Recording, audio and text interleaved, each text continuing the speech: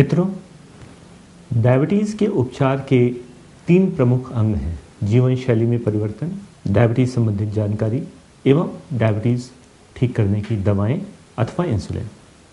यह आप ये समझ सकते हैं, ये एक ऐसा स्टूल है जिसके 3 पैर हैं और तीनों पैर बराबर हों, तीनों पैर ठीक से हों, तभी यह स्टूल खड़ा रह सकता है। इनमें से एक अंग का भी पूर्ण रूपेण पालन न करने पर डायबिटीज़ का पर्याप्त उपचार संभव नहीं है।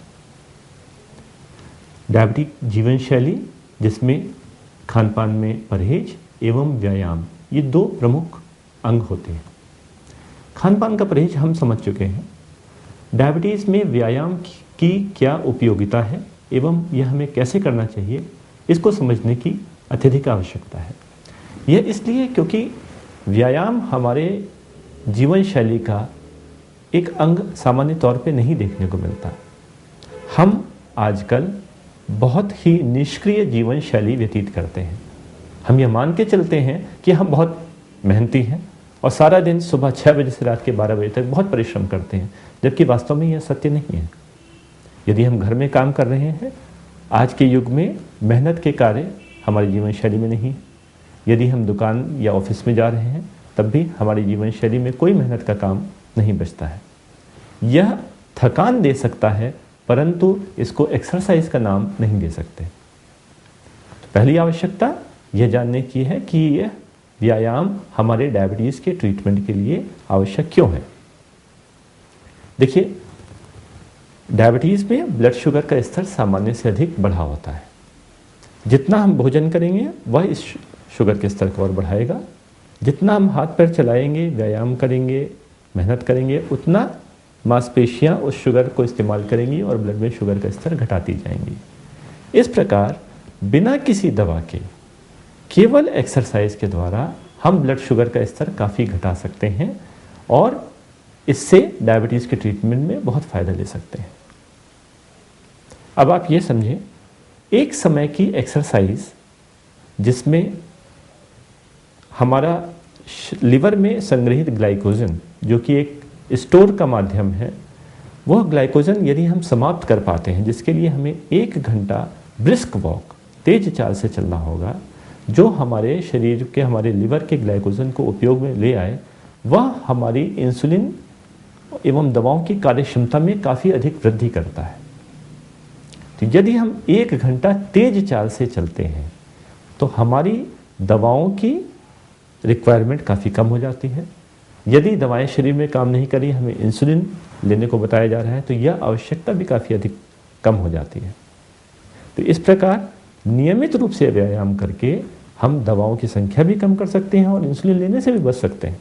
1 घंटा प्रतिदिन टहलने के नाम पर हम घबरा सकते हैं, इसके लिए यह आवश्यक नहीं है। आरंभ में हमेशा धीरे धीरे शुरुआत करें। हम 10-10 मिनट दिन में 3 बार टहल सकते हैं और जैसे जैसे इसके लिए अभ्यस्त होते जाएं, 10-10 मिनट से 15-15 मिनट, फिर 20-20 मिनट दिन में 3 बार, धीरे धीरे आधा घंटा 2 बार, और फिर इसको 1 घंटा दिन में 1 बार तक ले जा सकते हैं। अक्सर हम यह मान के चलते हैं कि एक्सरसाइज का सबसे अच्छा समय सुबह 5 बजे है। वह हमारी जीवन शैली का एक अंग नहीं बन पा रहा है। हमारे लिए सुबह 5 बजे उठना और बाहर निकलना और घूमने जाना संभव नहीं है। इसके कारण से हम टहलने ही नहीं जाते कि बाकी किसी और समय की गई एक्सरसाइज से फ़ायदा क्या होगा। यह भी पूरी तरह से सत्य नहीं है। यदि बहुत अधिक सर्दी पड़ रही है, बाहर घना कोहरा है, तो आपके लिए सुबह जाना संभव नहीं होगा या सलाह योग्य नहीं होगा।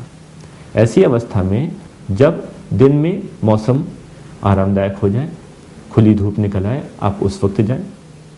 दिन के किसी भी समय यह व्यायाम किए जा सकते हैं।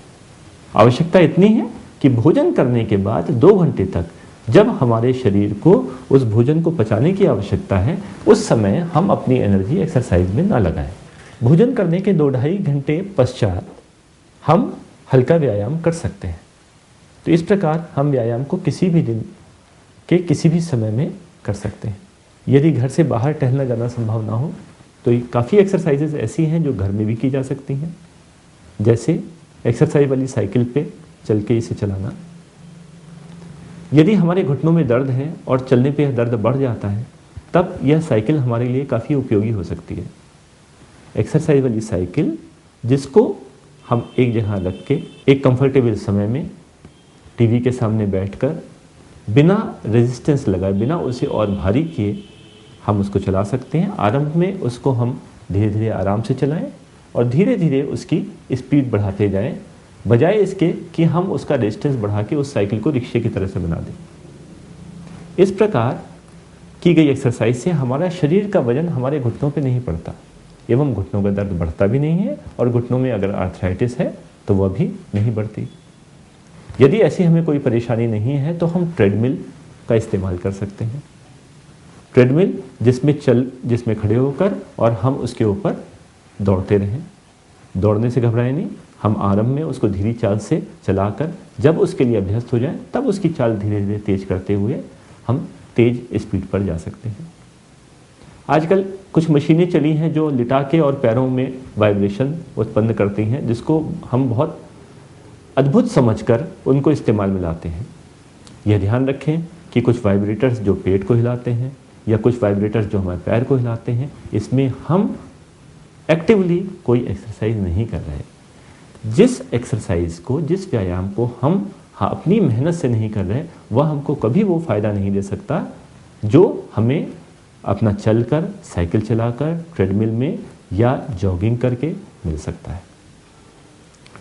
यदि हम कर सकते हैं तो हम ब्रिस्क वॉक के साथ साथ जॉगिंग, रनिंग, स्विमिंग, रस्सी कूदना, डांस, बैडमिंटन खेलना या और आउटडोर गेम्स खेलना जिसमें हमारी अच्छी एक्सरसाइजेस हो, जिसमें हमारी कैलोरी अधिक खर्च हो, ऐसी व्यायाम के द्वारा हम अपने शुगर में काफ़ी अधिक फ़ायदा पहुंचा सकते हैं।